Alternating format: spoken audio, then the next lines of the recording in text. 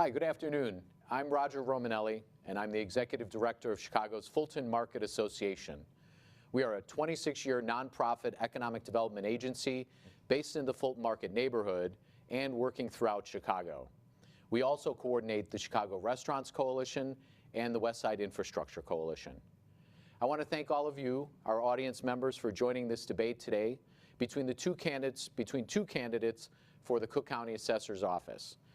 We have two of the three total candidates here. We're very grateful to be joined by the incumbent assessor, Mr. Fritz Kagi, who is a Democratic Party candidate in the June 28th primary election. And we also are very grateful to be joined by Nikos Satsoulis, who is a Libertarian Party candidate and a de facto candidate for the November 8th general election. Mr. Satsoulis will face the winner of the Democratic Party primary again on June 28th. The other Democratic Party candidate for the June 28th primary is Ms. Carrie Steele. She is not here. I personally contacted her office and her team on March 18th and asked Ms. Steele to participate. I offered to change the date and the time to accommodate her. Unfortunately, I did not hear back from Ms. Steele until 42 days later on April 29th, last Friday, that she could not participate. I was told she had a previous engagement and no further information was provided. Fulton Market Association is dedicated to maximum economic development, maximum public safety, and maximum financial prosperity for all businesses and residents in Chicago and Cook County. We want the highest quality government services and the lowest possible government costs and taxes. After today's debate, our association will continue to advocate for the lowest taxes, and we need your help, everyone's help. Please visit our website, which is fultonmarketchicago.org, and contact us. We are a nonprofit agency, and we do not receive government financial support, so we invite people of the public to become a member of our association, businesses, property owners, social services, nonprofits, and support our association and our mission. The job of the Cook County Assessor is to set the taxable values of real estate parcels. When property assessments are taken together with the amount of taxes demanded by Cook County government entities in your specific area, your property tax bill is then determined and sent to you by the Cook County Treasurer's Office. You get two property tax bills a year, the first installment and the second installment. As everyone knows, Cook County property taxes are much higher than we would like them to be, and our association is pushing staunchly to reform the system. Today, we will learn about the Assessor's Office, and we will hear the views of these candidates, and we hope that everyone will continue to participate in our association to gain the lowest possible property taxes. Now, I'd like to turn to Mr. Kagi for his opening statement. We're truly grateful to have you here, Mr. Kagi. We appreciate your time. Please go ahead and take a 3-minute opening statement. Mr. Kagi. Thank you, Roger, and hi, everybody. I'm Fritz Kagi. I'm your Cook County Assessor, and I wanted to thank the Fulton Market Association for having us here today. You know, we love having our campaign office right here in the neighborhood. Our neighbors are the kinds of small businesses that give this community its real special vitality. And let's salute our neighbors to the north in Ukrainian Village, too. I hope we can all stand with the extraordinary community groups in that neighborhood, like the Ukrainian Congress Committee and the Self-Reliance Association. You know, they're supporting refugees and aiding Ukraine in its heroic fight for survival. We're fortunate to have our own democracy, and so it's nice to meet you, Nico.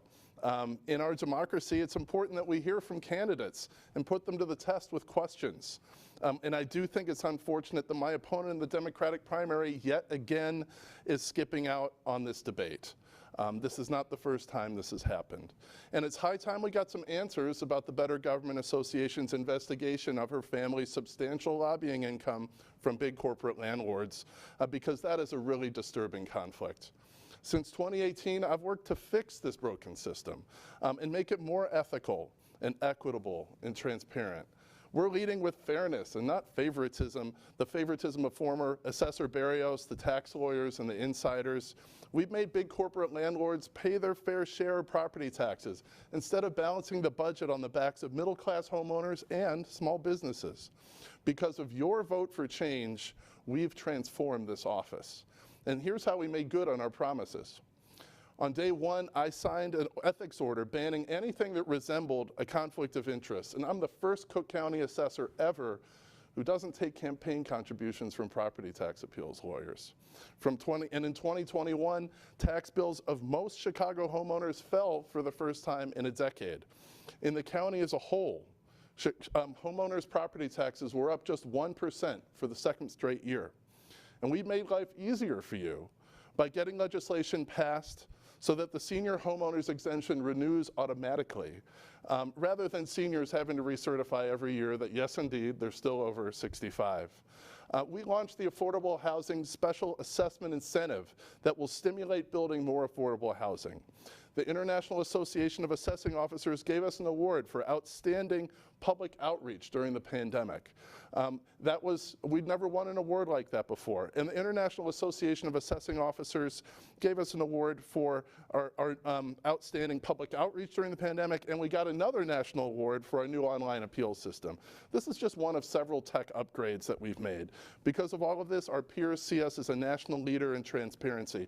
And this is why we have such a diverse coalition, including Senator Tammy Duckworth, Chuy Garcia, Mike Quigley, Robin Kelly, and so many mayors and local leaders. You know, driving change in government is never easy, especially when you're up against entrenched political interests, powerful corporate landlords, and clouded property tax lawyers.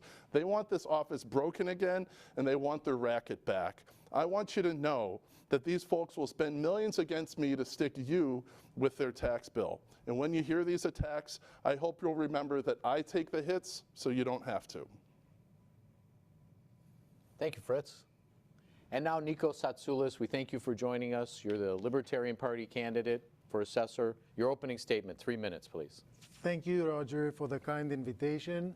Thanks to our viewers for coming.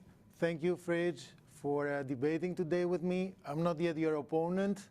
Hopefully, I will be your opponent in November if you win the primary election. Unlike my opponents, I'm not a professional politician. I'm just an irate citizen. My property taxes went up by 3 times between 2019 and 2020, and then my assessment quadrupled the next year. I don't think that should happen to anybody, no matter what their circumstances. I'm a middle-class landlord in South Woodlawn, and Fritz Kege's policies are destroying my business together with the business of my low-income, struggling one-man shop tenants. I bought my property 7 years ago for $195,000, and today I'm asked to pay over $1,000 a year for my property taxes. Fritz Kege is part of the democratic machine that has destroyed the finances of our city, of our county, and of our state. He's spending over $2 million in his campaign. I've spent $200 just to print business cards. Professional politicians do not have our best interests in their mind. And the property tax system has been traditionally used by people in power to discriminate against people of color and minorities. Because of high taxes, a lot of people cannot afford to own their own home. And because of rising taxes, a lot of people are forced to move out of their homes. Policies implemented by the present assessor are harming us all, and especially the poor and the middle class. They're hurting the people they're supposed to help. They're also eroding the confidence of investors. Assessments are erratic, inconsistent, unreasonable, and unjust. The assessor is pandering that he's taking care of the poor, but unfortunately, the poor are the biggest victims of his own policies. He's now fighting with the Board of Review, and as a result, tax bills are late. This fight was completely unnecessary and of his own making. At the same time, he's giving preferential treatment to big corporations. McDonald's was sold for $400 million. The building was assessed by the assessor for $200 million. If the assessor was using transaction prices, this wouldn't have happened. The assessor should also be a champion for people's right, an advocate for a system that's reasonable and just. The levies also need to come down. That's a serious problem, and we need to start a discussion about how we're going to fight vested interests that are keeping the levies high. Okay. Thank you, Roger. Thank you, Nico. Thank you. Can I ask one question, one clarification question? What are the current taxes on your property? I thought you said $1,000, but what are the amount of taxes on your property right now? I bought my property for $195,000, and now my taxes, if the assessment holds, are going to be over $100,000 a Over year. 100,000. Yes. Okay, good. I just wanted to get that clarification. I thought I heard 1,000, but okay, very good. All right, thank you, Nico. If I can call you Fritz, if that's okay. Yes, please. All right, good. So we can roll it along here. Just a comment to all of the viewers here. We're not going to take questions in the chat section here, as normally happens on Zoom. We've already prepared the questions. They've been given to the candidates in advance. But if you have a question, if you have a comment, please email it to our association. My email address is Roger with no D. That's Roger, R-O-G-E-R, at fultonmarketchicago.org. And like I say, if you have a comment or question, anything you hear, if you want a clarification, send us an email. We'll get it to the candidates. And if they'd like to respond, we can get it back to you. Okay, very good. Excuse me. All right, my first question is this. Is the Cook County assessor a fighter for lower taxes in Cook County? And the question is this. The assessor certainly sets the taxable values of about 2 million real estate parcels in the county. At the same time, the assessor is a publicly elected official and a public servant. Cook County families and businesses are overwhelmed today with high taxes, property, sales, gasoline, groceries, utilities, and more. So I ask, and I'll start with Fritz if that's okay, if elected, what will you do to demand lower costs and lower tax levies from all Cook County government entities? What have you done previously to fight for lower taxes? Do you agree that government entities should cut their costs and reduce their demands for higher taxes every year? And do you support a new Cook County law that would require all government entities who want to increase their levies to hold at least 4 nighttime public hearings so that the public can hear the levy proposal, ask questions, and get comments from their elected officials? Right now, we see that municipalities where I live in the village, they don't have public hearings, they increase our taxes, and there's no real public comment period. So please take that question, and you have 3 minutes. Thank you. Sure, Roger. The watchword of our administration has been transparency right from the very moment we came into office. We had a listening tour from the very beginning. I do think it's a good idea to have hearings on any major policy changes. We welcome that. We embrace that. I think mayors all over the county know that there's no assessor has ever been more present in their communities than I have. I see them all the time, especially in communities that have been neglected by this system before. And we're really proud that we run our office very efficiently. In terms of, you mentioned that we assess about 2 million parcels. In terms of our budget and the dollars per parcel that we have in our office, it's about 2/3 lower than all of our major peers in the United States. And these are not what you typically consider Democratic jurisdictions, places like Dallas County, Harris County, where Houston is. We do a lot with a little. And frankly, in the past, some of this service has not been great. For example, we had a 40-year-old computer system that was very expensive, top rate, very expensive to maintain. Only a couple of elderly people know how to program on it. It's very costly to pay for them. So one of the things that we've done is to replace that system. Our county paid $30 million for a new system 5 years ago. We didn't get anything out of it because it wasn't installed by my predecessor. We've made sure that we've gotten value out of that system. We put that system into place. It's going to be saving us costs. That's a really good example. And I just would like to note that the county itself has not raised its levy in over 20 years. So we're part of probably the most efficient part of the larger of all the different taxing entities that you'd find certainly in the city of Chicago. Cook County has really shown a lot of restraint, and we run a tight ship in our office. But what's really bad for taxes is favoritism. The average middle-class homeowner and small businesses are all too often forgotten in this system. And whenever you have favoritism, the tax bill gets passed on to them. That's how it got so bad under Joe Barrios to begin with. When the biggest properties were underassessed by 40, 50% before, that put the burden on others.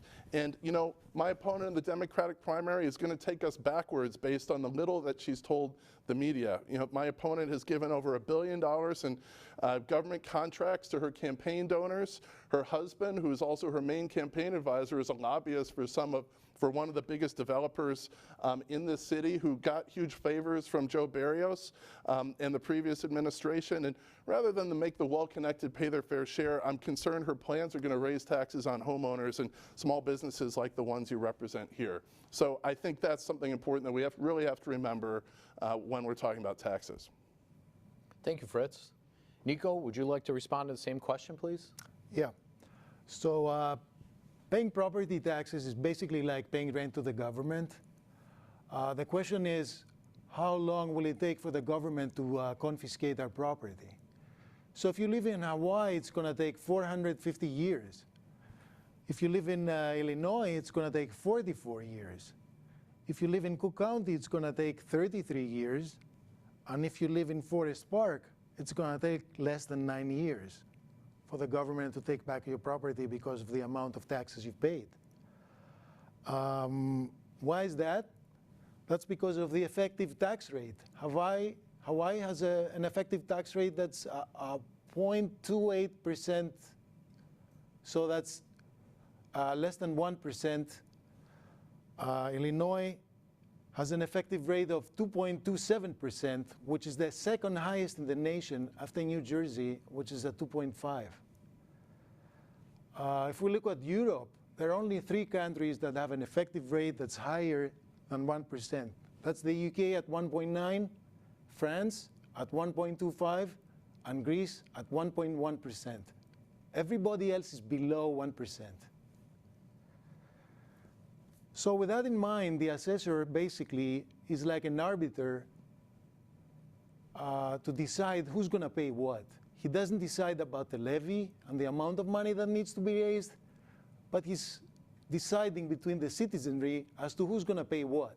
So the government effectively makes us fight each other as to who's going to pay the least, and the assessor is the one who's going to decide that. Supposedly, he's deciding that, knowing what the assessments are and deriving fair assessments. Let's look at Chicago. The levy is $7.2 billion. The levy of Cook County is $16.1 billion. Of the $7.2 billion, which is the levy in Chicago, CPS consumes, Chicago Public Schools consumes 55%. That's a very high percentage. I think it's about time we start talking about how the levy is going to come down and what we can do and what the government can do in terms of schooling. I think we all agree that the government should be providing the financing for the schools, but I do not necessarily think that everybody agrees that the government should be operating the schools. So I think it's about time we open this discussion trying to bring down the levy, which in the city of Chicago, 55% goes to Chicago Public Schools. Thank you. And I've got it on the clock too, Vern. Thank you. Okay, Fritz, would you like a 30-second comment on that? Sure. I thought I'd mention that I've written a lot about how important it is to reduce our dependence on property taxes in funding our schools, and I do think that's a good idea because people's homes are their only savings in the case of many modest homeowners, and they shouldn't have to bear the brunt of funding our schools to the extent that they do. So the states, federal government can do much more, and it's high time that do be done because there are lots of parts of the economy, digital and services that are not paying their fair share, while people who invest in brick and mortar and live here pay too much. So I just want to note that I do think, but I also think our public schools are very important. I'm a graduate of the Chicago Public Schools, Kenwood Academy. My kids go to public schools. My wife's a teacher. I certainly would like to have us be investing in things like foreign language education. So if my kids want to study Greek or another foreign language, they could do that. And I do think funding is an important part of that. Thank you very much. 30 seconds, Nico. 30 seconds. Yeah, Fritz, I'm all for public schools too. My point is that money should be coming from the government and not necessarily the government should be operating the schools. There's a lot of waste going into the school system, and I'm just saying it's about time we begin the discussion. Okay. Thank you, Nico, and thank you, Fritz. All right, let's go to our second question. We hope you're enjoying this debate. And so again, if you have any questions, email us, roger@fultonmarketchicago.org. Okay, second question has to do with what happened during the COVID crisis in our county. According to my research, unlike any other county assessor in our nation, you, Fritz Kage, the incumbent Cook County assessor, you took extraordinary action during the COVID crisis. Without public hearings, your office reduced property tax assessments on some residential properties and thereby forced higher taxes on commercial properties. The artificially lowered residential assessments due to COVID will be left in place for several years, according to my information. Mr. Kage, were you right or wrong to take this action? Was adjusting property assessments based on the external factor of COVID an actual official responsibility of the assessor's office? Or did your office step over the line of your duties in granting the COVID-related financial relief to many residential properties? And if it's okay, let me first turn to Nico. You can respond first to this question, then we'll come back to you, and then we'll switch it back and forth in the questions. Go ahead, Nico. So like we just talked, assessments are basically a zero-sum game. If somebody pays less, somebody has to pay more. So there's the tug of war between commercial and residential properties, and the assessor's job is to arbiter that division of the money. So what matters is the relative weights and not the absolute assessments. Assessor Kage decided that commercial properties were underpaying. It is my belief that this is based on pandering. And that's because commercial properties house the same people that are everyday workers that have to bring home money and pay their taxes for their residences and their homes. It's not like a distinct category of people. These businesses, these small businesses, house everyday residents that have to make money and be able to go home and pay their own taxes. So making this distinction doesn't really make sense. In fact, it's the other way around. High property taxes for commercial buildings hurt mostly the poor because it's the poor that spend a bigger amount of their income for goods and services that are coming out of these businesses that are now taxed higher. The rich people spend a smaller amount of their money buying these more expensive goods and services. So like I said, I think the assessor is basically pandering. He's taking the easy way out just to make the residential property owners feel better. And the assessor is also acting like the Fed. He's acting in the wrong direction and he's acting late. He reduced the assessments for residential properties at the moment that these properties were going up. So he reduced them by 8 to 12% because of COVID, and at the same time the values of residential properties went up. At the same time that he was increasing commercial property assessments, commercial properties were being decimated because of COVID. So like I said, it was the wrong action and the wrong direction. And the timing was wrong, and effectively it hurt the people it was supposed to help the most. Thank you, Nico. Fritz, go right for it. So Roger, I wanted to clarify a couple things in your question, because actually, when we took action because of COVID, we reduced assessments we took into account the effect on both commercial and residential properties. And we did it not only in the south suburbs, but for thousands of commercial properties all over Chicago and in the north suburbs. And we also did this for residential properties. And I'd like to take us back to February 2020. I was in this community, I was in Chinatown.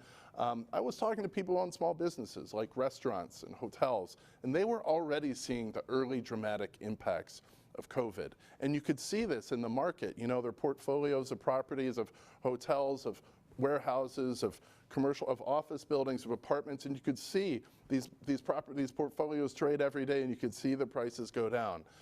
And this is why we needed to take action. It was not only the morally right thing to do in the face of an epic economic cataclysm in terms of unemployment and the values of properties, it was also the more accurate thing to do, because these indicators, market data, showed that prices were down 10, 20, 30% for these kinds of properties. And it would have been wrong to have our assessments not take into account that fact. So we leaned into this, and it was the right thing to do. And it is part of the power of this office to value properties as are just, especially in the face of a natural disaster, which was declared by the president and the governor.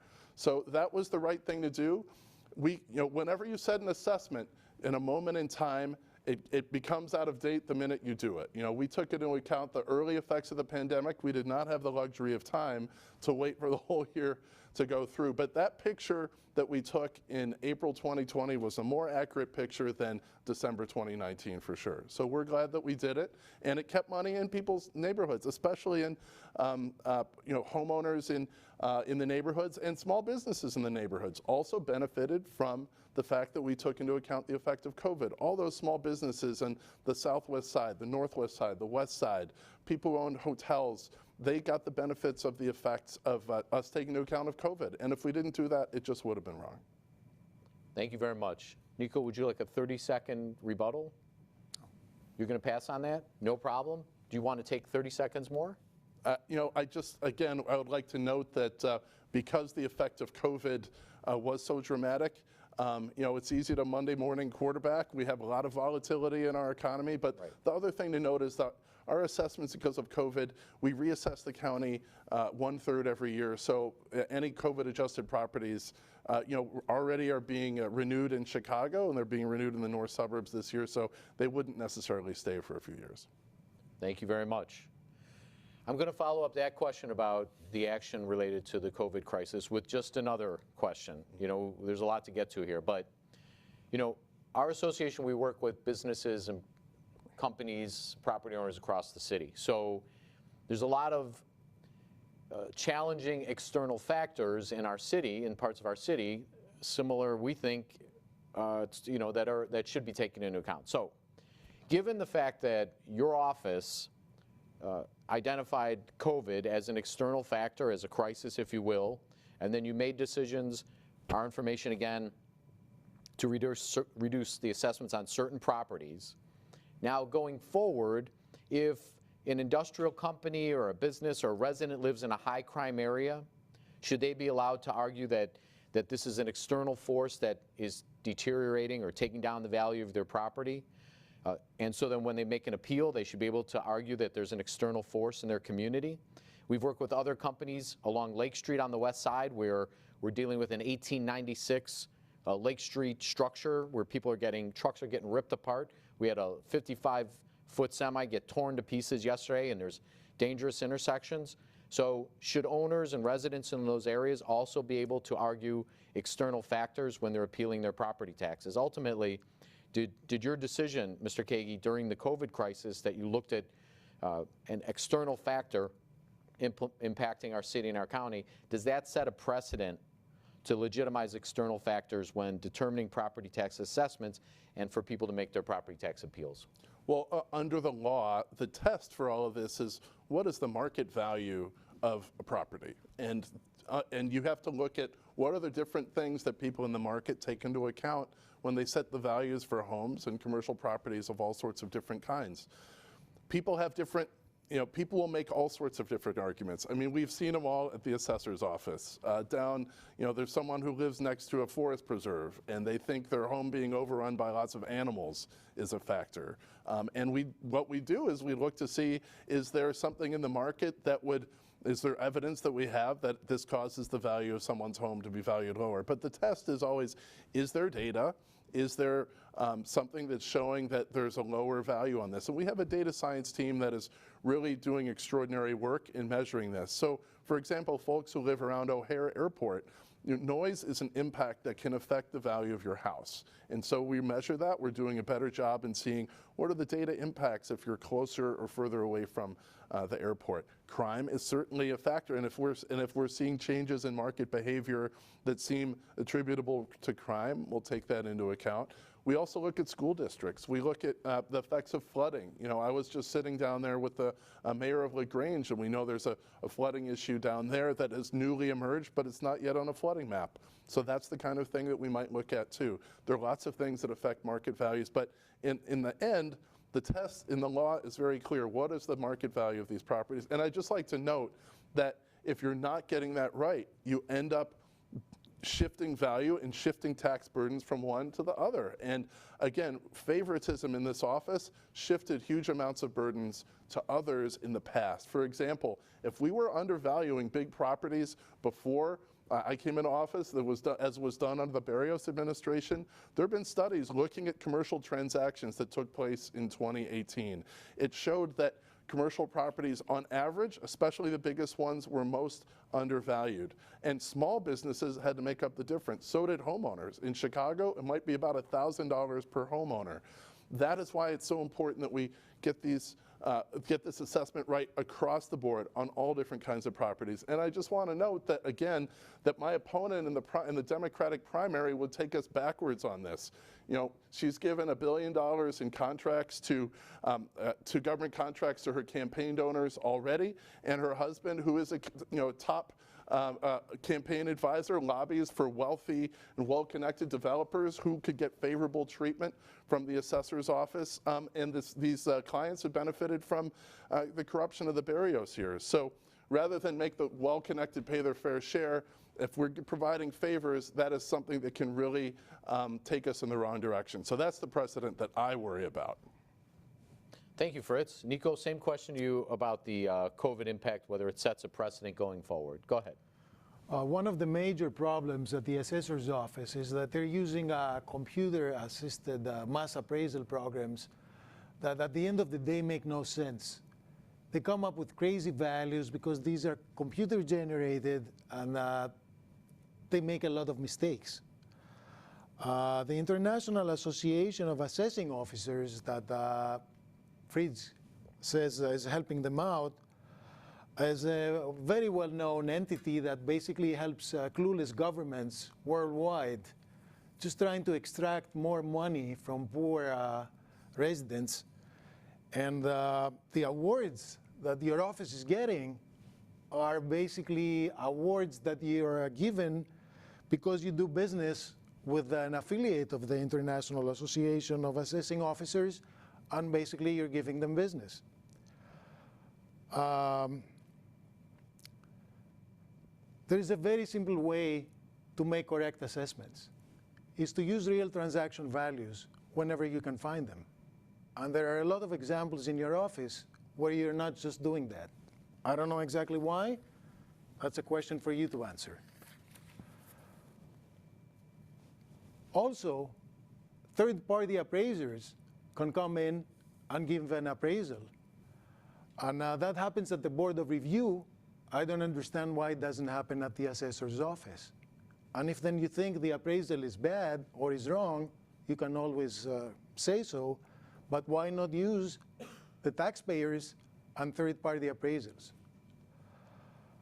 By doing that, I think we can lower also the costs at the assessor's office. It costs over $30 million a year. I think we can bring down those costs and just make citizens happier. Thank you, Nico. Fritz, would you like to take 30 seconds and comment? Well, I'd just like to note that, first of all, the International Association of Assessing Officers is considered the gold standard in our field. And they looked at our reassessment of the north suburbs. They found that our assessments were within industry standards for accuracy and equity for the first time in the history of our office. They're widely respected.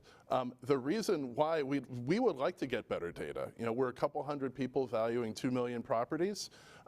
We tried to get a better data law enacted by the state of Illinois, but the biggest building owners, the club of them, they thwarted our ability to collect better data on smaller properties, which would have helped small businesses. The last thing I wanted to note is these appraisal firms. They're part of the problem. A lot of them are allied with a lot of these tax appeals lawyers, and we've seen really tragically low appraisals, which end up shifting the burden to others. And we can name a whole bunch of examples later in this debate if you'd like. Thank you very much. Nico, would you like 30 seconds to comment? Again, I'm going to raise these questions, and hopefully I will get an answer. When we have a transaction taking place in the marketplace, why don't we use that value as the assessment value?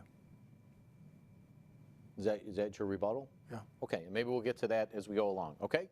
All right, again, for everybody, thank you for participating. If you have any questions, email us, roger@fultonmarketchicago.org, ROGER. All right, the next question is related to the 2022 second installment property tax bills. We understand that they're going to be late, historically late. Everyone knows there's a general election this November, November 8th. Voters are going to elect a new governor or re-elect the current governor. Statewide offices are up, Cook County officers, other officials. We're told that this second installment property tax bill that I typically get in Proviso Township around October will be late, maybe as late as, I don't know, 3, 4, 6 months. So the question really, and then we'll start, I guess we're coming to you. Okay. No, actually we're going to Nico on this one.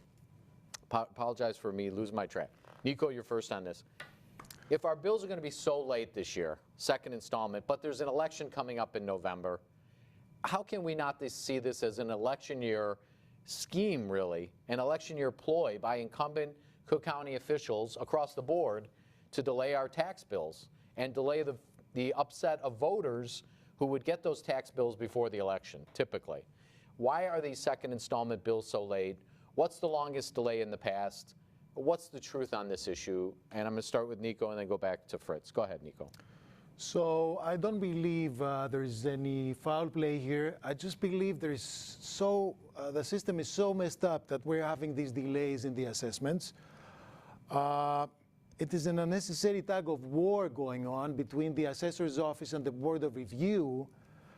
And that's basically because Fritz's assessments have been basically a big failure. And why do I say that? Because in 2019, the assessor's office came up with assessments that were higher in the northern suburbs by 75% on average.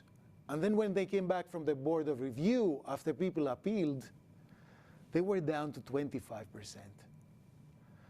Last year in the southern suburbs, the average increase was 44%, and when the assessments came back from the Board of Review, they were at 10%. So Fritz Kege's assessments basically get decimated at the Board of Review, which means the Board of Review finds them completely out of context to begin with. I think this is what's happening again in Chicago. The Board of Review is looking at all these assessments, they're bringing them down, and that's what's delaying the issuance of the tax bills. The problem is that the assessor's office has a bias against the commercial buildings, and like I said, I believe this is happening because for pandering reasons.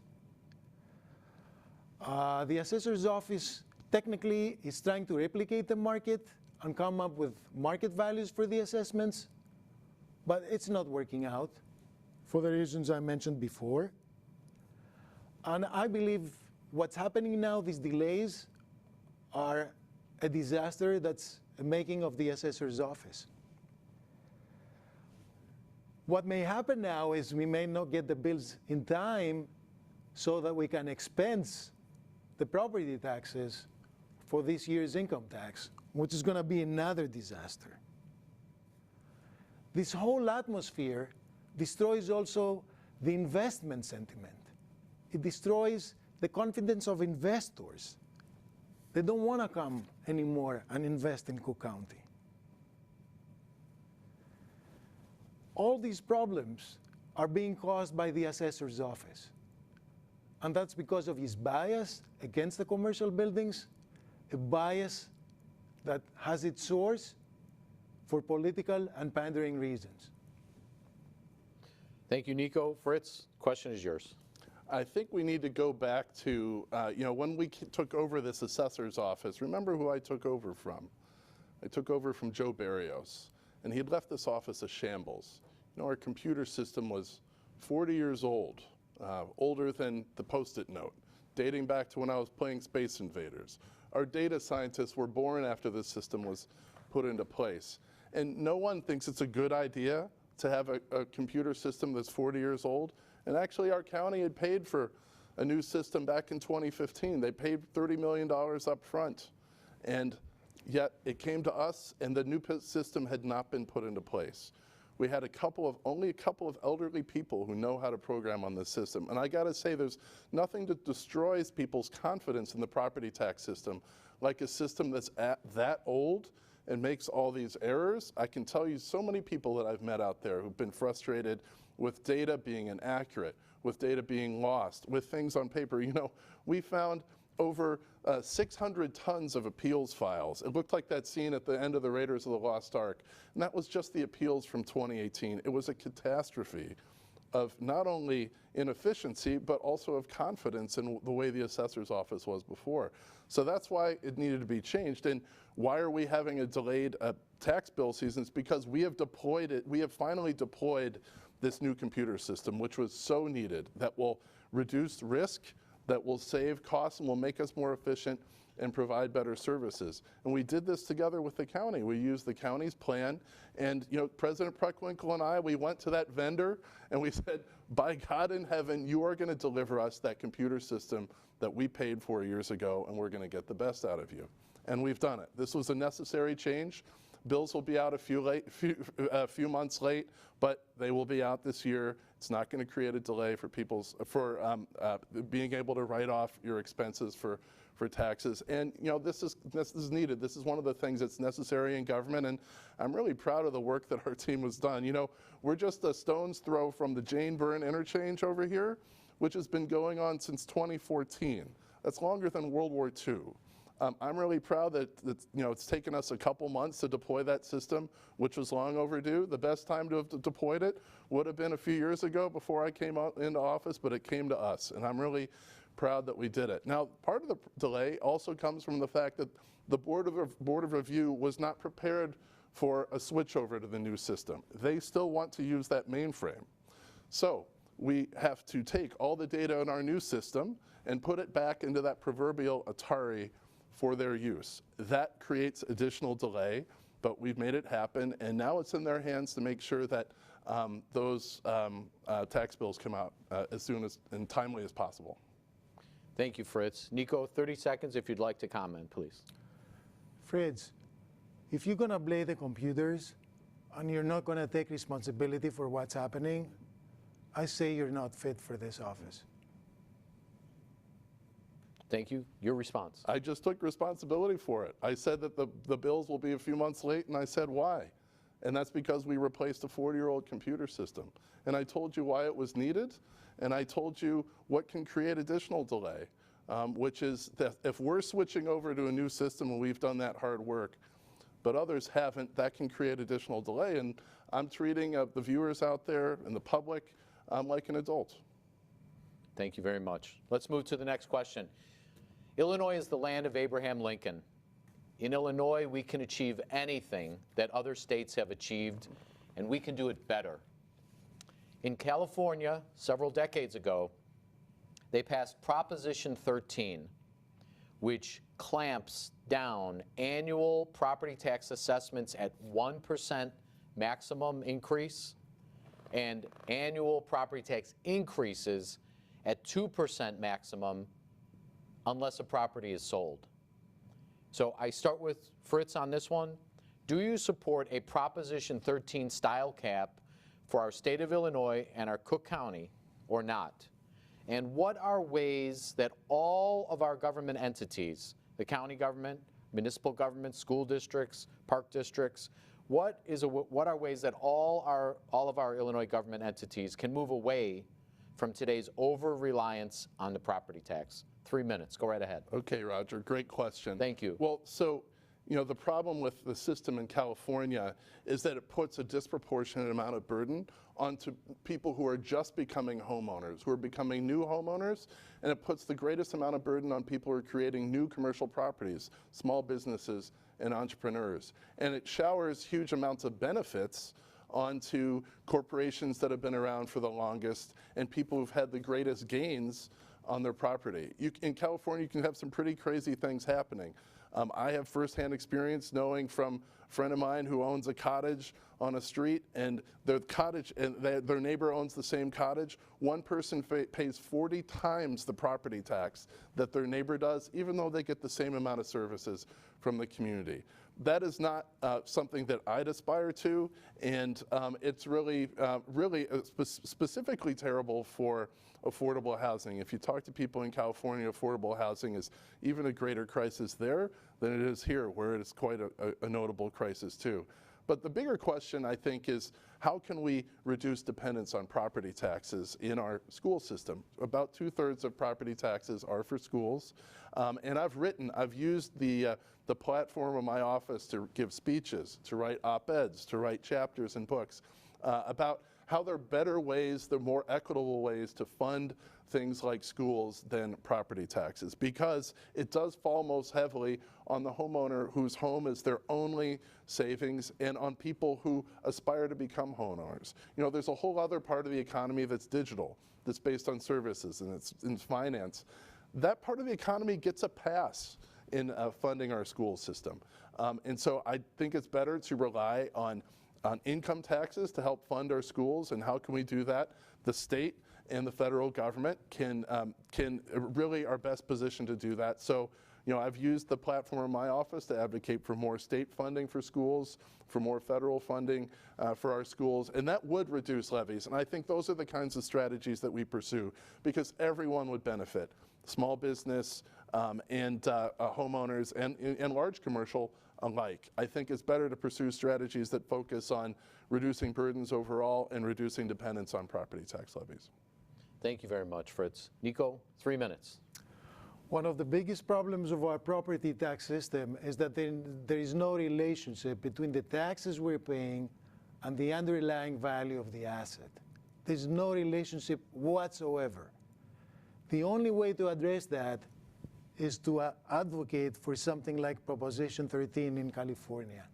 And that basically takes the winds out of the politicians, because then the citizens control the property taxes. It immediately makes a connection between the value of the property and what we're paying.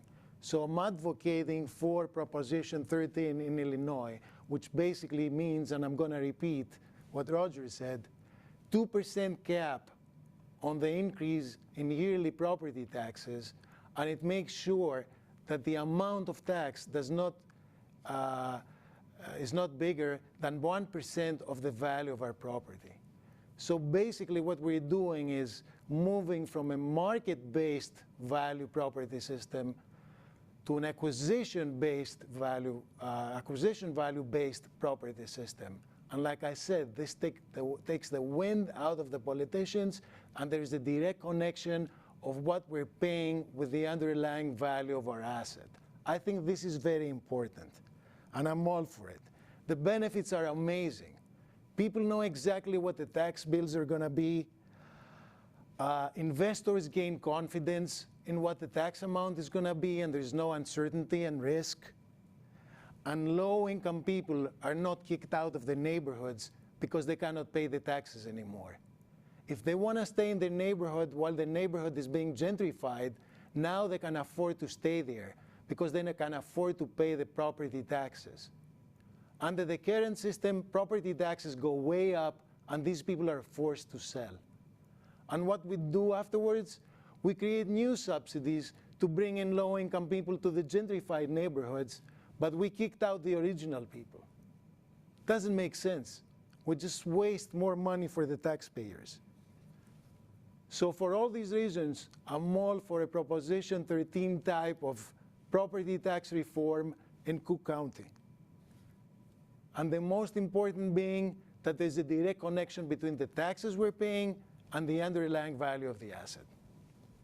Thank you, Nico. And just let me clarify, our association hasn't taken a position yet on this Proposition 13 issue. I'm just asking the questions that we developed with our committee. So just to be clear, like all of you there, we're gaining information, and our association's Property Tax Reform Committee will decide in the future with our members which direction we want to go in. But you have 30 seconds to respond to anything that Nico said, or if you wanted to add anything, you have 30 seconds. Fritz, go right ahead. Just a reminder, a system like this heaps the burdens onto the newest homeowners and the newest small businesses and people who are just creating new ventures, and it heaps benefits on the biggest corporations, the longest standing, biggest property owners, and it results in huge amounts of inequity. And I just note that who would that hurt? That would hurt a lot of the places like Fulton Market, which has overwhelmingly new residents and new entrepreneurs and small businesses. So that's why I'm against these kinds of reforms, and I think it's better to focus on reducing tax burdens overall through finding other ways to fund school systems, which after all drive our property tax burden. Thank you for your response. You have 30 seconds if you want it. Like I said, I think it's really important that we bring in the agenda Proposition 13 style of caps. Caps is the way to decrease the appetite of politicians to spend our own money like crazy. Any drawback is a small part of the gains. The benefits far exceed the costs of capping our taxes on property taxes. Thank you, Nico. Thank you, Fritz. Let's move to the next question, question 6. We're going to talk about the Cook County property tax classification system. Here's the numbers. You ready, people watching and participating on the Zoom call? There are 102 counties in the state of Illinois. 101 of 102 counties value their properties for taxation at 33%, 0.33, 33% of the fair market values. That's the value for the property for taxation. And then there's Cook County, sticking out like a sore thumb. In Cook County, there is a classification system where residential properties are taxed at 10% of their market values, but commercial and industrial properties are taxed at 25% of their values. This is seen as unfair to commercial property owners, and this is causing an exodus, we believe, of industrial businesses and jobs especially. We're hearing from industrial brokers and industrial companies. If they want to relocate or if they want to move to Illinois, they're avoiding Cook County. We have seen from Fulton Market, we have seen some of our companies move out to other counties. We've seen some of our companies stay in Cook County. So we're seeing both. But there is still the classification system, unlike any other county in the state. So starting, this goes to Nico first. If elected assessor, will you call on the Cook County Board President and Commissioners to repeal the county's classification system and make our county, Cook County, make the taxation system the same as all other 101 counties? Do you agree that the Cook County classification system gives a competitive advantage to collar counties to take businesses and jobs away from Cook County, especially industrial companies that offer jobs to workers who are often lower skilled and have the greatest financial need to get a job and keep a job here in Cook County? Nico, you're first.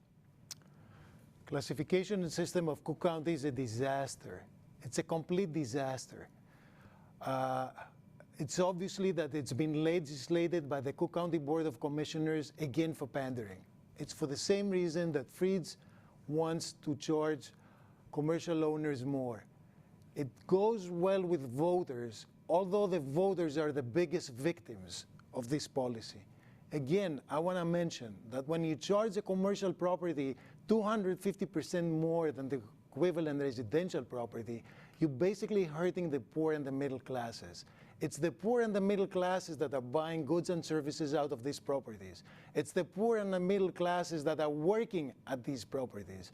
It's the poor and the middle classes that are renting space out of these properties, and now they're going to have to pay higher tax. We're hurting the people that we're claiming to be helping.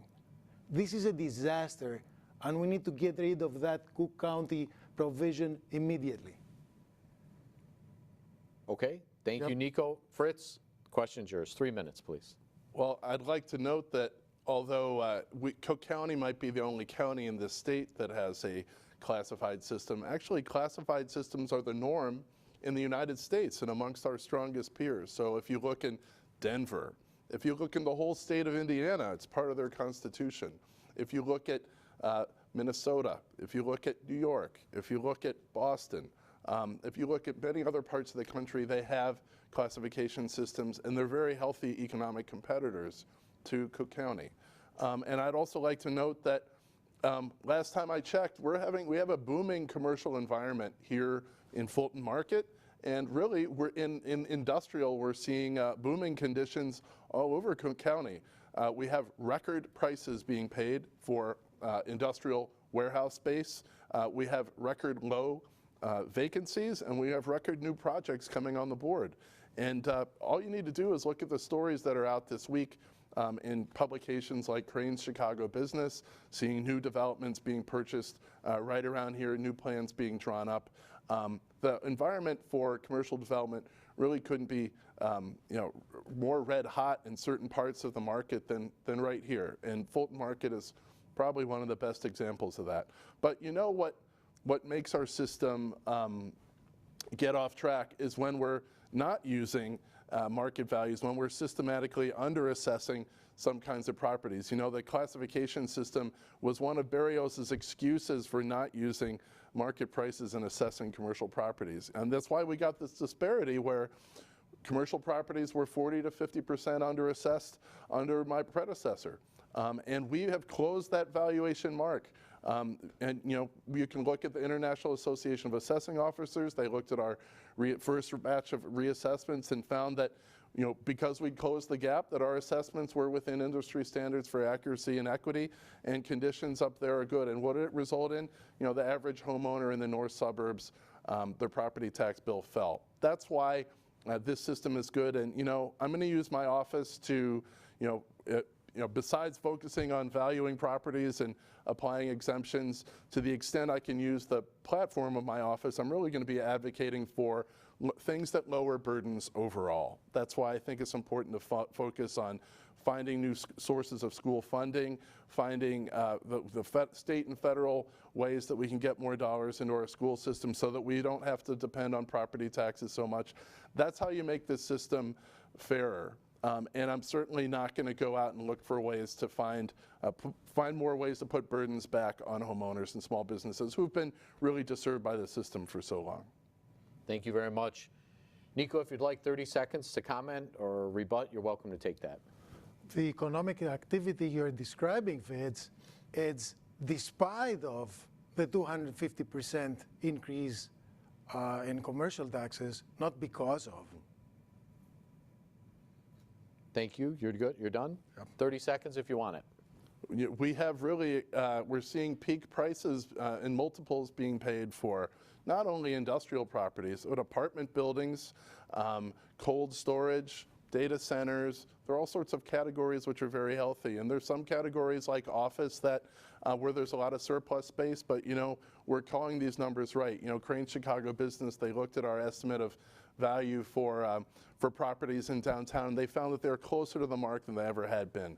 The Leo Burnett building just sold for about the price that we assessed it at, 311 South Wacker. We're much improved from where we were before, and this predictability is bringing in smart money from the rest of the country right here.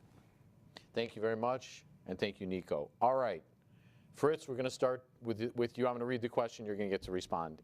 Can we please talk about the former Cook County Assessor, Joe Berrios?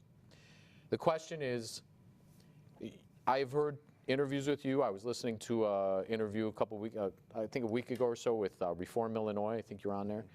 And You've said today, and you've said before, you have found inaccurate property assessments from the past from the former Cook County Assessor, Joseph Barrios, who also used to be the chairman of the Cook County Democratic Party.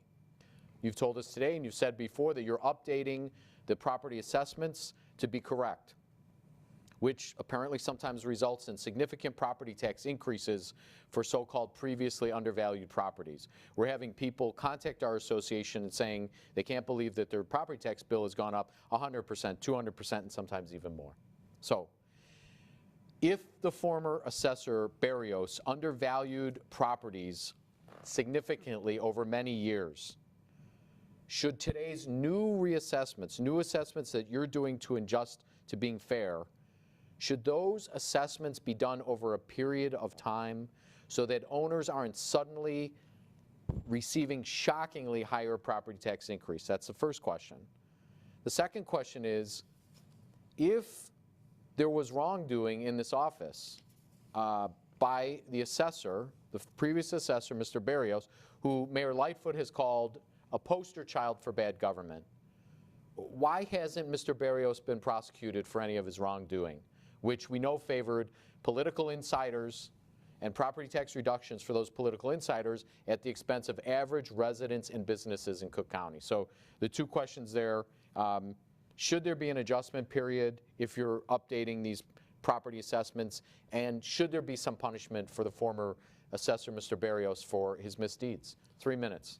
So I'll take the second part of the question and then the first part. It's not for me. I'm not a prosecutor. The assessor's office doesn't get to prosecute. What I would note is that, there's been media stories that there may be investigations going on, and we all look forward to seeing what these impacts of the prosecutor's work and investigations is, not only in this area but in other areas of Illinois government. And people will know that I certainly don't support that previous behavior and conflict of interest that really hurt people so much before. In terms of, you meant in the first part of your question, speaking of an adjustment period, if people were so undervalued before, shouldn't we have some long phase-in to correct for that? I think when we have this discussion, too often we're forgetting about who suffered under the system before. Too often the average homeowner, the regular homeowner, and the small business has been forgotten in this conversation because they were picking up the tab for big buildings that were getting these preferences, and there is no such thing as an entitlement to an artificially low value that other people have to pick up the tab for. That's just not okay. Our job under the law is to estimate the value of properties correctly in line with the market, and we've done that. We get to do 1/3 of the county every year to do this. Now, with 3 years under our belt, now we finally replaced all those old Barrios values, and good riddance to that. And we've had 3 years to adjust to this. It's important. We think the greatest period of adjustment is now going to be over because we're using much better data. And you don't have to take my word for it. Look at the Crane Chicago Business. They showed our reassessment of downtown Chicago was closer to the mark than it's ever been before, using the best data that's out there. And the International Association of Assessing Officers, they looked at our reassessment of the north suburbs, found our valuations of those properties to be more in line than it ever had been. And I talked to Alderman Beal down in the 9th Ward. He represents Pullman. And he was saying, he talked about how proud he was that a Culver's opened up down there. It was the first sit-down restaurant that opened in Pullman in over a decade. And that should not be that should not be, right? I grew up on the South Side. I know so many entrepreneurs who want to open up their business, who want to have a dream of setting up a small business, who probably had a great idea to open up a restaurant. They couldn't make the numbers work there because that small business was picking up the tab for artificially undervalued big buildings in the Central Business District and elsewhere. And so folks like that who have a dream of setting up a new business in a place like Pullman, they deserve not to be picking up the tab for those big buildings. And we also have to remember that homeowners in Pullman were picking up the tab for those big buildings too. And if they have more money in their pockets because they're now bearing a smaller share of the burden, I think that small business in Pullman has a much better shot at success, and we can see more activity coming in commercial corridors, and like we have in Pullman. Thank you, Fritz. Nico, you have maximum 3 minutes if you want to respond. Go ahead. So Barrios was part of the Democratic Party. And Fritz, you're also running under the Democratic Party. In my book, this is the party that created all the problems in Illinois, that leads Illinois to the way of Greece. All the financial problems that the state is facing are caused basically by the Democratic Party. I was reading the other day that slated candidates for circuit and appellate court, in order to be nominated, they need to give to the Democratic Party $40,000. I think that's amazing. That's like pimping out the jobs. I don't know what to say. It just amazes me. Talking about phase-in, phase-in is very important. Even if you believe that an assessment was wrong, if you're not phasing in the change and you're suddenly bringing an abrupt change, the only thing you're going to do is destroy the confidence of the investors. Because if there's no predictability in the system, investors cannot foresee what's going to be coming. The harm that it's being done to the economy is a lot greater than if there was a phase-in. Because if these investors leave, now there are going to be less jobs. The same people that you're calling on and you're saying you're reducing the property taxes, these are the people that are going to be left jobless now because you increase the property taxes on the commercial buildings by 100% or 200% or 300% or in my case 400% in 1 year. That's a big mistake, Fritz. That's a mistake that shouldn't have been made. It's a mistake that's very hard to correct. Because once investors lose confidence, it's very hard to get that confidence back. It's going to take years for these people to even consider making an investment in our county. And these people that you so much care for, and I believe that you do care for them, these people are going to be the biggest victims. Thank you, Nico. 30 seconds, if you like it. I'll tell you who the biggest victims were. It was people who had to pick up the tab for buildings like Trump Tower, for the biggest buildings downtown. If the average homeowner in Chicago was probably paying $1,000 per year more than they should have been because these big buildings were systematically undervalued. And we've corrected that. And you know what? Investors are still coming here and they're still buying buildings. The Leo Burnett building just transacted for a big price. We had just the second $1 billion office transaction in the history of Chicago done this year. So, and these are people who are coming from out of state who now feel more comfortable here. You know, they used to have to hire an elected official to feel like they could navigate it.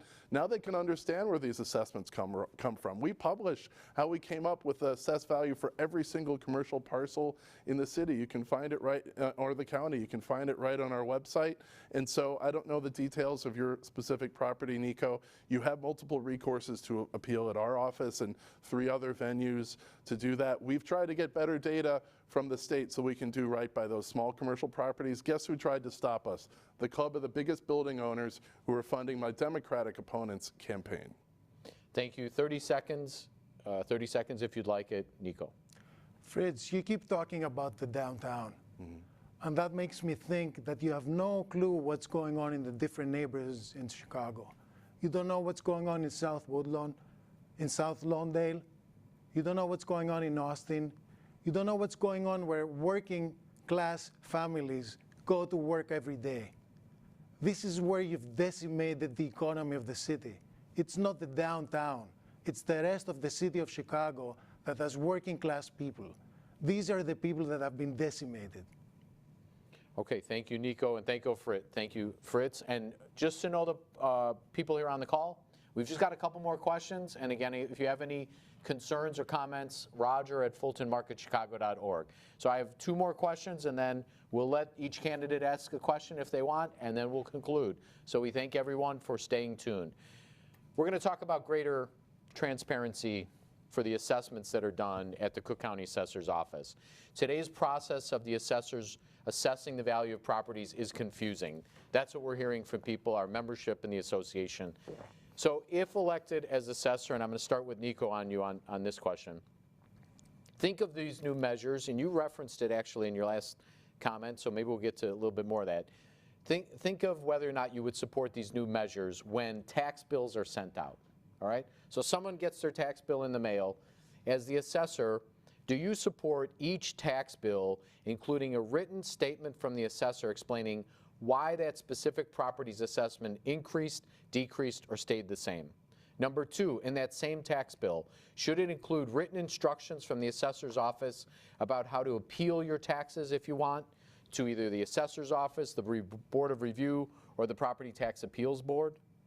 Should it also include instructions about how property owners can gain exemptions or apply for special commercial incentives like the Class 6B reduction or the Class 7A? Should the assessor's office operate a hotline from 8 o'clock in the morning to 8 o'clock at night, especially for working people and small businesses who are working around the clock, so they can take time, understand their tax bills, appeal them if they like, or apply for relief? And then the last point, should the assessor's website guide people who are comparing properties in order to submit property tax appeals in a better way? We're volunteering out where I live to help people look at their property tax bills, go on the assessor's website, look at comparable properties, and then make their appeals case. We have to go property by property and open up each individual property and compare square footage and the year the property was built and whether it's brick or wood. And it really takes a long time to walk through that process. So should the assessor's website make it easier for people to understand comparable properties so they can look at the valuation that their property has been determined and compare it to other properties? Again, these are several questions on how we think we can make the system more transparent, more understandable, more connected to the property tax payer, and empower them with information and assistance from the assessor's office. Nico, I start with you. So Roger, the point is to make things less complex, not to make them more complicated. The best way to make things less complex is to make things simple.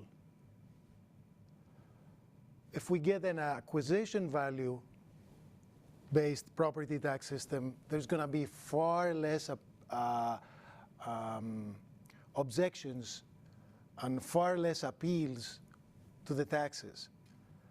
Right now, we talked about the delays before, which are due to the fact that there are hundreds of thousands of appeals concerning the tax assessments. With a different system, we're going to have far fewer appeals. Individuals can appeal on their own. Corporations need lawyers. Yeah, of course, we want to make the appeal process far easier for the individuals, but that's not really the issue. The issue here is that corporations need lawyers, and these lawyers usually get paid as a fraction of the so-called savings that they bring, which is the difference between the original assessment that the assessor came up with and the final assessment of the Board of Review. So Fritz Kegi has been the biggest boon for the tax appeal lawyers because of his high assessments. Now the difference of the so-called savings is a lot bigger, and the fee that these lawyers get is a lot higher.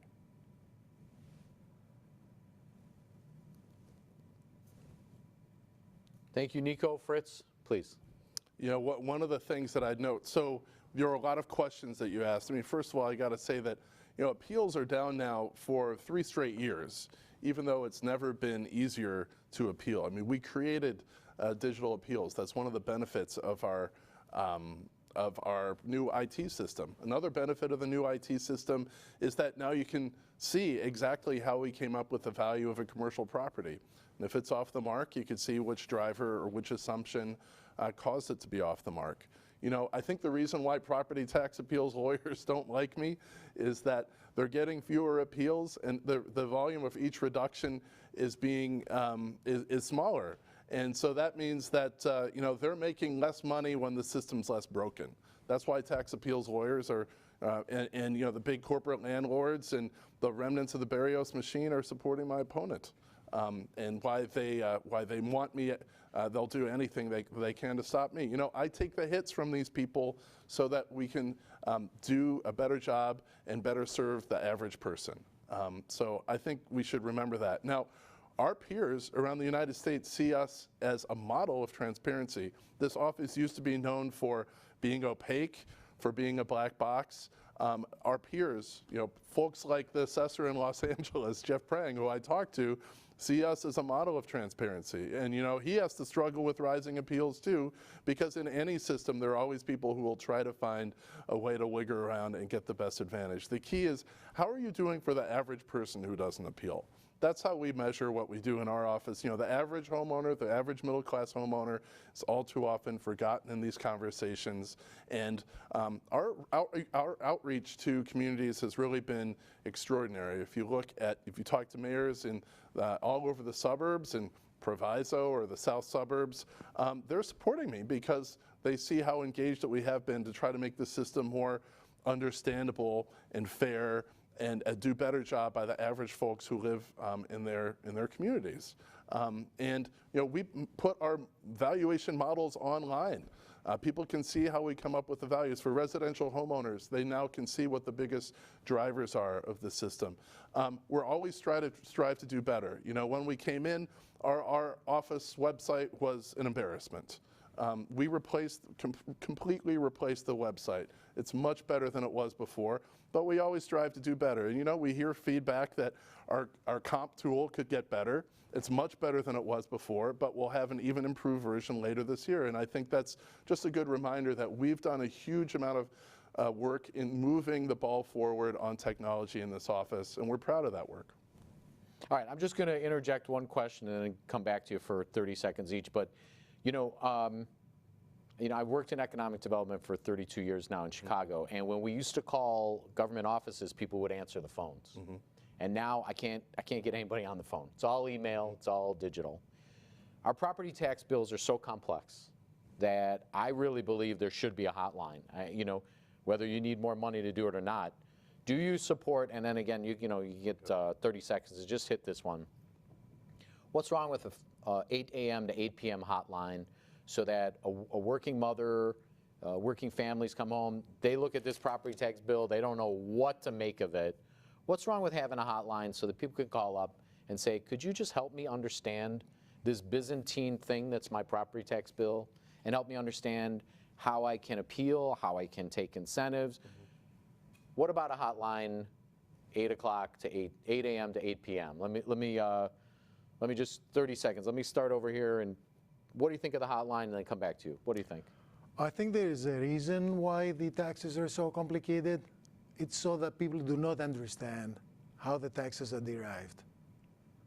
So I think your question is besides the point. Do you like a hotline? It's by design that people do not understand how taxes are derived. Right. If you ask people out in the street what the equalization factor is, 99.9% have no idea. And the equalization factor is a very important factor of how your taxes are derived. Got it. All right, I'm pinning you down. Hotline, yes or no? Yes. What do you think? Well, we actually, when we came into this office, we found that our office didn't have a way to monitor how long people had been waiting. And we didn't have a way to monitor how many calls had been dropped. So we put into place a new call center in 2020, and then we added new functionality on it so it can be a virtual call center. So now we have capabilities to answer calls in a much more timely way. Our response rates are much better. Our drop times, our drop rates are much lower, and we're doing a good job. We want to staff up with more people so we can do an even better job. We also created an online appointment system so that people can make an appointment in their busy lives so they don't have to stand in line. And you can do that by phone or online. Those are just some examples of the way we're making people's lives easier. All right, so yes or no on the hotline until 8 o'clock at night? Well, in general, I support having longer work hours. We have a union and a collective bargaining agreement in my office. So what hours we do is something we have to negotiate with our union. Thank you for your response. Okay, one more question from me, and then if the candidates want to ask a question, they're welcome. If not, no problem, and then we'll wrap it up. Everyone out there knows that George Washington, Ronald Reagan, and Barack Obama are former U.S. presidents who served with distinction. All of them were limited to 8 years of service or 2 terms maximum. And we're going to start with you, Fritz. Do you support 8-year maximum limits or 2 terms maximum for all elected officials in Cook County and Illinois? And then the same for you, Nico. What do you think, Fritz? This is not for the assessor to decide. I think I think we can have discussions about this and let the county officials who get to make decisions about these sort of matters have that. You know, what I'd note is that I defeated an incumbent who'd been there for 2 years. I'm a big believer in democracy. We would not have all the changes that have come from our reforms to this office without having that popular mandate from the public to make this office ethical, transparent, and fair when it was not before. And I beat, you know, I was a relative unknown. I beat the incumbent, not only assessor, but chairman of the Democratic Party. So this is something I believe that we can do with democracy. And I'm really glad that we have our democratic system that we have, that we can take questions like this, we can have discussions like this.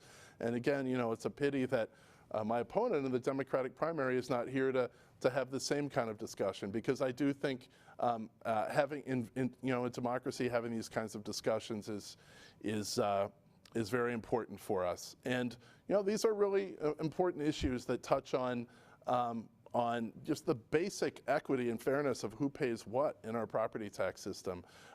It's, you know, it's up for the public to decide. They get to vote in elections and render that final decision. And I say thank goodness for that. Thank you. Nico, 3 minutes. I definitely support term limits. I also support the classical Athenian system of sortition, which is electing public officials, actually drawing public officials by lottery. By lottery. Yes. They used it in classical Athens, and the reason why they used it was to minimize the influence of money and populism. So for me and Fritz to be in an equal footing, I either need $2 million or we need to activate sortition. And thereby I will have the same chance of being elected. You know, that way you bypass all the vested interests and the career politicians, and people can get to have a say. Okay, 30 seconds. You know, I'd say that none of the reforms that have been possible to the system could have been done without democracy, without an election. Sometimes people ask me, should the assessor be appointed rather than elected? And I think it's important that the public gets a say in this, to see how has the stewardship of the office been.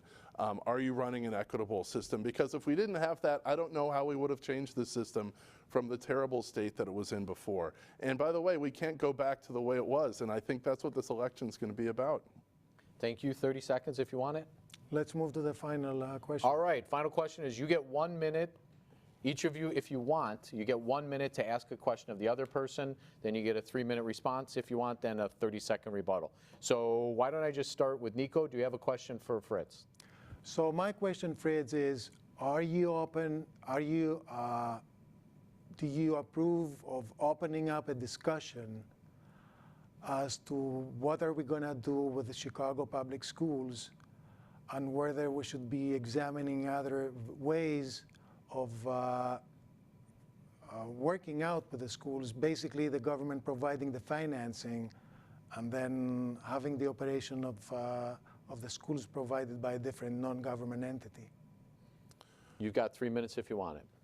So I'm a proud graduate of the Chicago Public Schools, went to Kenwood Academy, and you know, it changed my life because I went from a private school and I had a wonderful experience. It changed my life, and the testimony of my classmates at Kenwood is one of the things that brought me to public service, to want to change the system, because they had bought homes right before the housing crisis, and they were being deserved by the system. So I'm proud of that background. I do not support privatization of schools. I do not think that is good for communities, and we've seen privatization of so many different kinds of services that who gets punished the most? It ends up being people who need the most attention from our school system, because those are some of in those environments, those are the kids who oftentimes need the most support. And yet, when you start privatizing things, the system inevitably goes towards the kids who are cheapest to teach, and the kids who have special ed, who have other needs, who have the greatest needs, and where an investment in them would have such a good for our society. It doesn't end up happening when we have privatized schools. Now, what I do support is getting more revenue into our schools that does not come from property taxes, because I think that would take the burden off of all property owners, because this system is so regressive. Someone whose only savings is their home, or someone who aspires to be a homeowner, there's a barrier created by having such a dependence on funding our schools through property taxes. And this is something that is really an obligation of the whole state and federal government to support education and investment in our children. You speak of Athens, this makes them not only more productive citizens, but makes them good citizens to have education. And so I think this is something that the state should be doing, should be providing more support for our schools. So should the federal government. You know, Illinois is dead last in supporting school budgets, in the percentage of school budgets that are provided from our state, dead last. And that is why property taxes are so high, not only in Cook County, but all over Illinois. And if we instead of the 25% of school budgets that were supported by the state, if we got closer to the 50% that prevails in most of the nation, like in Indiana, we would all be better served, because so much of the economy that's not being taxed, like digital commerce and services, would help to defray some of the obligations investing in our children that homeowners and small businesses currently have to pick up the tab for. And the ditto goes for the federal government. You know, part of the civil rights movement was having federal aid for education. A. Philip Randolph, who hailed from Chicago, who comes from Pullman, I got the A. Philip Randolph Pathmaker Award for my work. He saw that federal funding for schools is an essential part of civil rights, and the federal government should be doing more of that. And it's more needed than ever as our economy gets more digital. The need for brick and mortar is less. We're doing this via Zoom. It would have been done at a hotel or at some other venue before. That's just an example of the brick and mortar is bearing more and more of the burden, even though it may be a smaller part of our economy. We need to find other ways to generate revenue for schools, and the federal government's in a unique position to do that. Thank you for that. Do you want 30 seconds to respond? Yeah, if Fritz, you truly believe that the Illinois government should be playing a bigger role, then I think you should coordinate better with Governor Pritzker, because if I'm correct, he's just handing out big discounts, tax discounts, because he's very proud that we just had a budget surplus and there's a lot of money out there. So maybe you should talk to him and see if he can give any of that money towards the schooling system, instead of giving it out for gas discounts and, and other stuff. Thank you, Nico. You want 30 seconds? The public knows, if they've read my op-eds, if they've heard my speeches to the City Club and to other venues, including my inaugural speeches, including my campaign speeches, and Governor Pritzker knows this as well, and we're in alignment on the things that we need to be doing to support more funding for our schools. So we'll just leave it at that. Thank you. If if you want to ask a question, Nico, you can. If you want to pass, you can pass. What do you want to do? So Nico, do you think it's a good idea for someone whose family is earning lobbying income from property tax developers to be an assessor? Thank you. You have 3 minutes if you want it. Thank you for the question. Probably doesn't relate to me. So I'm not lobbying anybody, and I don't have any money. I guess you're using me as a medium to get to your opponent for the Democratic primary. And it's an issue that I think you should resolve with her in one of your upcoming debates. 30 seconds if you want it. I would love that. This is yet another debate where my opponent has not showed up. So I guess we'll have to leave that for another time. You know, as I said in my opening statement, I think we really, it's high time that we heard about, started to get questions answered about this Better Government Association investigation of my Democratic primary opponent's family income from lobbying for property tax developers. And that is highly troubling. And but thanks for your answer. I would love to see that in a debate. And you say property tax developers. Do you mean property developers? Property developers, Got yeah, it. So landlords. developers. Yep. 30 seconds if you want it. You're good? Okay. Let me close up this debate. Let me first thank our candidates, truly. Fritz Kagi, pleasure to have you here, and it's a pleasure to meet you. Thank you. And same to you, Nico Satsoulis. Thank you for being here. Thank you. To learn more about these candidates, go to their websites. We have Fritz for Assessor, Fritz for FOR Assessor.com, or go to Nico the Assessor. That's NICOTHE Assessor, Nico the Assessor. Visit their websites and learn more. Number 2, thank you very much to Resolution Productions Group here in Chicago. They generously donated their audio and video production services today, and we are so grateful. Resolution provides video and audio production services, both here in their studios and on site. Learn more about them at their website, resolutionproductionsgroup.com. Last but not least, I want to thank our association's Property Tax Reform Committee, especially real estate broker Vern Schultz of Colliers International, business owner Simeon Stavrakis of the Clean Team Group, and Andrea Rayla of Rayla Associates. Lastly, I do want to say one final point. We encourage everyone again to visit our website, fultonmarketchicago.org. But we ask all of you, the most important issue for all of us is public safety, your safety and everyone's safety. On our website, we have our Chicago Safety Solutions. We're asking you to report every crime to the police. We're asking you to call 911 if you see anything suspicious. We're asking you to report to our association if you have any potholes, broken streetlights, graffiti, flooding, or anything else in the public way that needs to be fixed. Please continue to participate in our association. We will continue to take this property tax issue forward and advocate for the highest quality government services and the lowest possible property taxes. We thank all of you. Have a nice day. Thank you to both of the candidates. Appreciate you very much. Thank you. Take care, everybody.